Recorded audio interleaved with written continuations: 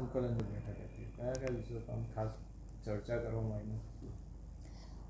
દર બુધવારે વડોદરા મહાનગરપાલિકામાં 5 પદાધિકારીઓની એક સાથે બેઠક એટલે કે સંકલન કરવામાં આવે છે, જેથી કરીને અલગ અલગ વિસ્તારના જે પણ વિષય હોય એમાં ડિટેલમાં એકબીજાની સાથે ચર્ચા થાય. ઘણા બધા વિષયો એવા હોય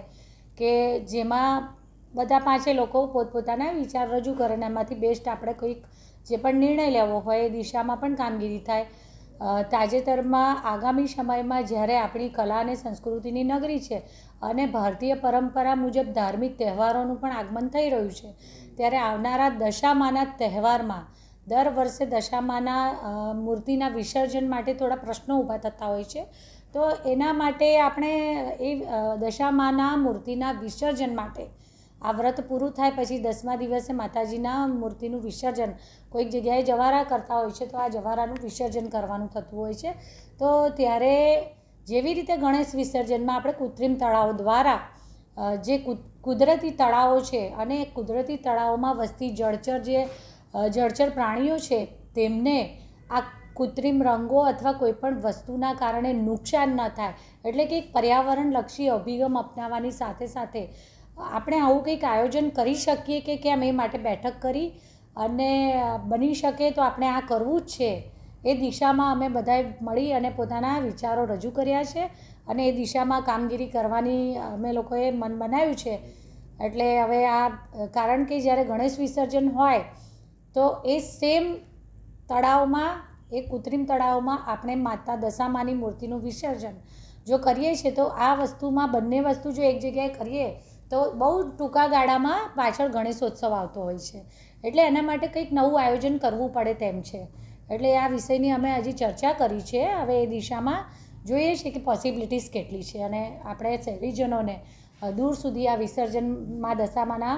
મૂર્તિના વિસર્જન માટે ન જવું પડે એવી મારી પણ ખૂબ લાગણી હતી. એટલે મેં મારા પદાધિકારીઓ સમક્ષ આ લાગણી રજૂ કરી કે આપણે આ દિશામાં કંઈક કરીએ સૌ ભેગા થઈને.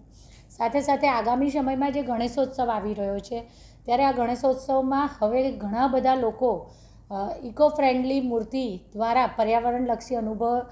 પર્યાવરણલક્ષી એમનો અભિગમ અપનાવી અને મૂર્તિને બને એટલી નાની સાઇઝની અથવા શક્ય તો હોય તો માટીની જ મૂર્તિ આવા અભિગમ સાથે વડોદરા શહેરમાં ઘણા બધા ગણેશ મંડળો છેલ્લા કેટલાક વર્ષથી કામ કરી રહ્યા છે. તો આ ગણેશ મંડળો માટે આપણે એમને એપ્રિશિએટ કરવા કંઈ કરી શકીએ કે કેમ એ દિશામાં અમે વિચારણા કરી છે. આગળ જે પણ નિર્ણય લઈશું તે આપ સૌ દ્વારા વડોદરા શહેરના સૌ નાગરિકોને આપ મીડિયાના સહયોગથી ચોક્કસ એમને જે તે નિર્ણય લેવામાં આવશે એની જાણ કરવામાં આવશે. મેડમ આપના અધ્યક્ષસ્થાને કોઈ ચર્ચા કોઈ વિષય મૂકવામાં આવે? એકચ્યુઅલી અમે લોકોએ સૌએ સાથે મળીને, કારણ કે હમણાં જ આપણે એક અઠવાડિયું થયું, ગયા બુધવારે જે વરસાદ પડ્યો લગભગ 7થી 8 કલાકના ગાળામાં 13 ઇંચ વરસાદ અને જે બધી તકલીફોનો સામનો કર્યો છે આપણે, ત્યારે પૂર બાદ આ સફાઈ હોય કે પછી કોઈ જગ્યાએ હજુ પણ ડ્રેનેજના પાણીમાં કોઈ તકલીફ છે કે પાણી જઈ નથી રહ્યું, કોઈ જગ્યાએ બ્લોકેજ છે પાણીના, આ દિશામાં જે કામગીરી થઈ રહી છે એ કામગીરીને વધારે પૂર ઝડપથી કરી અને બની શકે તેટલું ત્વરિત કામ થાય અને લોકોને કોઈ પ્રશ્નો, કારણ કે હવે જ્યારે અઠવાડિયું આજે બુધવાર થયો છે, એક વીક પૂરું થઈ ગયું છે, મોટાભાગના વિસ્તારોમાં કામગીરી પૂર્ણ જ થઈ ગઈ છે, પણ છતાંય હજુ ક્યાંક જાણબાર ના રહી જાય માટે કાઉન્સિલરશ્રીઓને પણ પોતાના વિસ્તારમાં જો કોઈ જગ્યાએ પાણી ભરાયેલું દેખાય છે કે કોઈ જગ્યાએથી ડ્રેનેજ વેક્યુમનો પ્રોબ્લેમનું જાણકારી મળે છે તો તાત્કાલિક એક આખું ગ્રુપ બનાવ્યું છે કે જેમાં માહિતી મૂકવામાં આવે અને ફટાફટ એ દિશામાં કામગીરી કરી લેવામાં આવે. સાથે સાથે જેટલા લગભગ 350 જેટલા રોડો પર પેચવર્કની કામગીરી કરી છે અને કાઉન્સિલરશ્રીઓને આ જાણકારી આપી દેવામાં આવી છે કે પોતાના વિસ્તારમાં જ્યાં પણ હજુ પણ ખાડા છે, ચોક્કસ જે ખાડાઓમાં પાણી ભરાયેલું છે એમાં તાત્કાલિક આપણે નહીં જ કરી શકીએ, અને કારણ કે તાત્કાલિક જો આ ખાડા પૂરીએ છે જે પાણી ભરેલા છે પર્ટિક્યુલરલી, તો પાછા એનું એ જ પરિસ્થિતિનું સર્જન થવા પામે છે. તો એને પાણી સુકાઈ ગયા પછી એટલા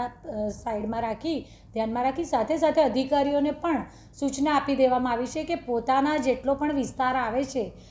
એમની અંદરમાં જેટલો વિસ્તાર આવે છે એ વિસ્તારમાં પોતે જાતે 2 વ્હીલર પર ફરી અને આ જગ્યાઓનું બધું જ એસેસમેન્ટ કરી લે, કઈ જગ્યાએ ક્યાં ક્યાં કેટલા ખાડા કે ક્યાં કયા રિનોવેશનની જરૂરિયાત જણાય છે આ બધું કરી દેવામાં આવે. એટલે ચૂંટાયેલી પાંખ અને વહીવટી પાંખ બંનેનો સહયોગ કરી અને આ કામગીરીને ઝડપથી